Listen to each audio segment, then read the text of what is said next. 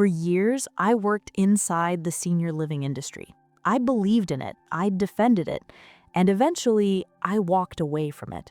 In this video, I'm going to share why I quit the senior living industry and the 3 dirty secrets they paid me to keep quiet about, not because I'm bitter, not because every community is bad, but because you deserve to make decisions with your eyes wide open. Let's start with the first secret, because this one hits families the hardest. The first dirty secret is this: the real cost is almost never what they first tell you. When you walk into a senior living community, you're usually quoted a base rate. It sounds manageable. They'll say something like, it's $3,500 a month, and that includes meals, housekeeping, and activities.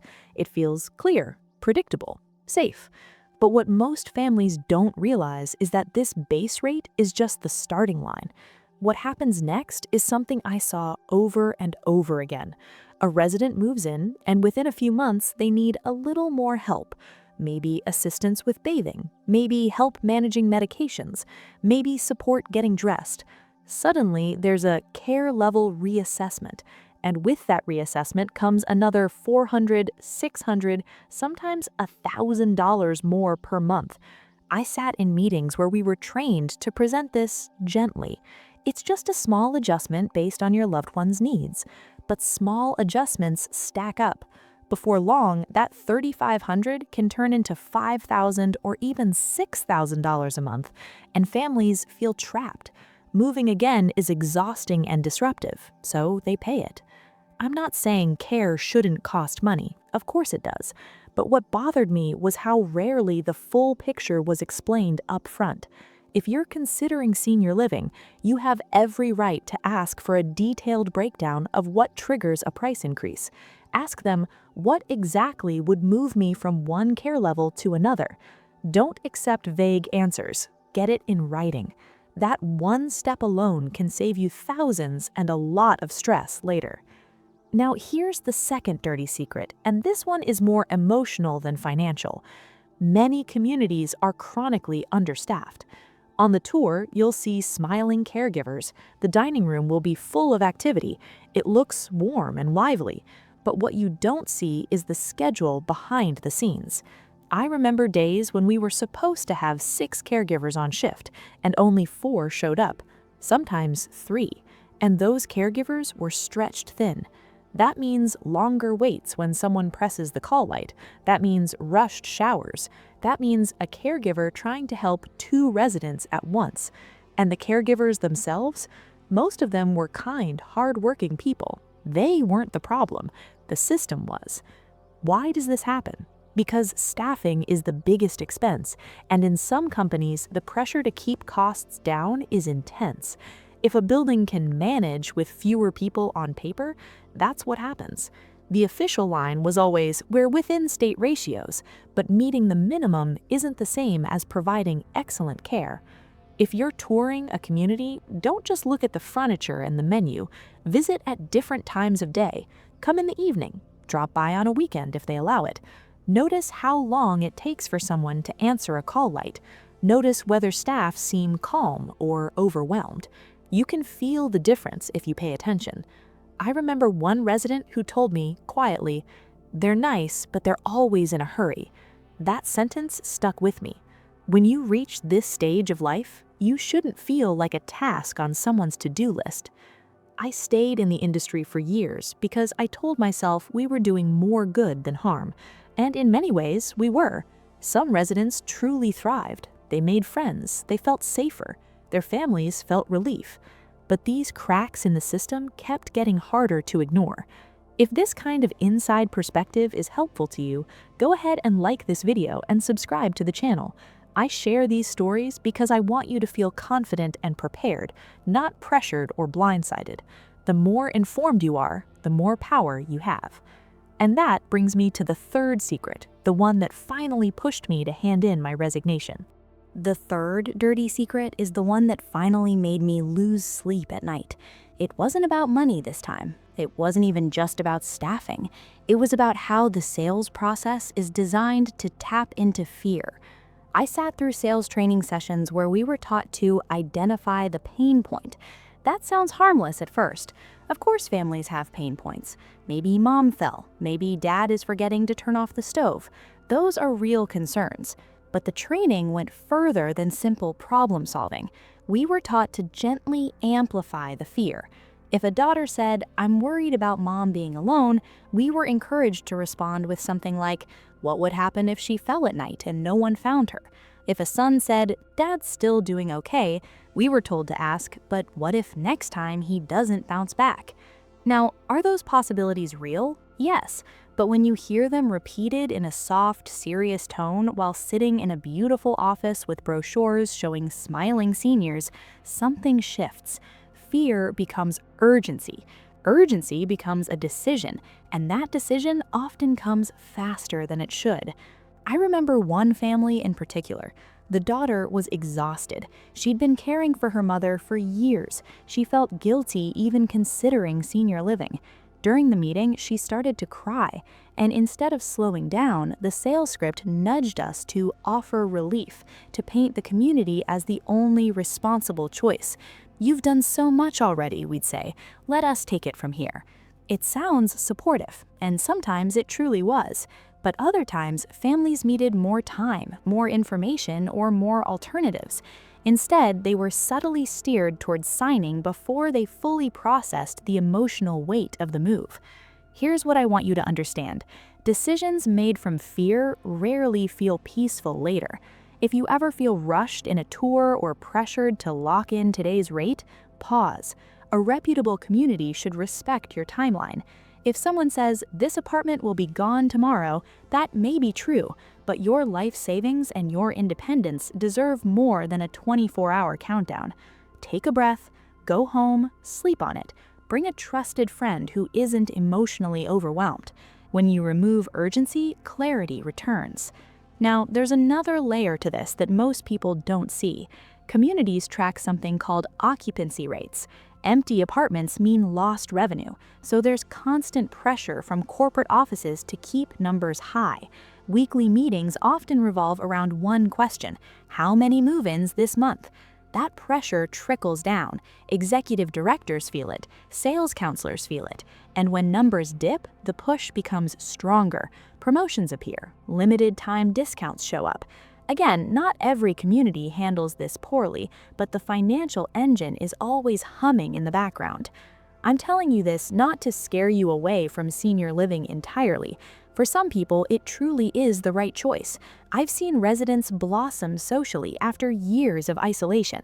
I've seen families sleep peacefully for the first time in months, knowing their loved one was safe. There is good in this industry, but good intentions don't erase structural problems. So, what can you do with this information? First, separate emotion from evaluation. Make a simple list at home of what you truly need versus what just sounds comforting. Do you need full assistance with daily activities, or would a part-time home caregiver cover the gap? Have you explored local community programs, adult day centers, or even sharing housing with another senior? Second, insist on transparency. Ask for the contract in advance. Take it to an attorney if you can. At the very least, read every page slowly. Pay attention to clauses about rate increases, discharge policies, and arbitration agreements. If something feels confusing, it probably is. Don't let embarrassment stop you from asking questions. You've earned the right to clarity. And finally, watch how they treat you when you say, "I need more time." That moment tells you everything. If they respect your space and continue answering questions patiently, that's a good sign. If their tone changes or they double down on pressure, that's information too. Walking away from my career wasn't easy. I had relationships there. I believed in the mission. But the longer I stayed, the more I felt torn between helping families and meeting quotas. Eventually, my conscience won. There's one more truth you deserve to hear, and it's not about contracts or sales tactics. It's about what happens after the papers are signed and the moving truck drives away. After the papers are signed and the moving truck pulls away, something happens that almost no brochure talks about. The adrenaline fades, the family goes home, the room gets quiet, and that's when the emotional reality sets in.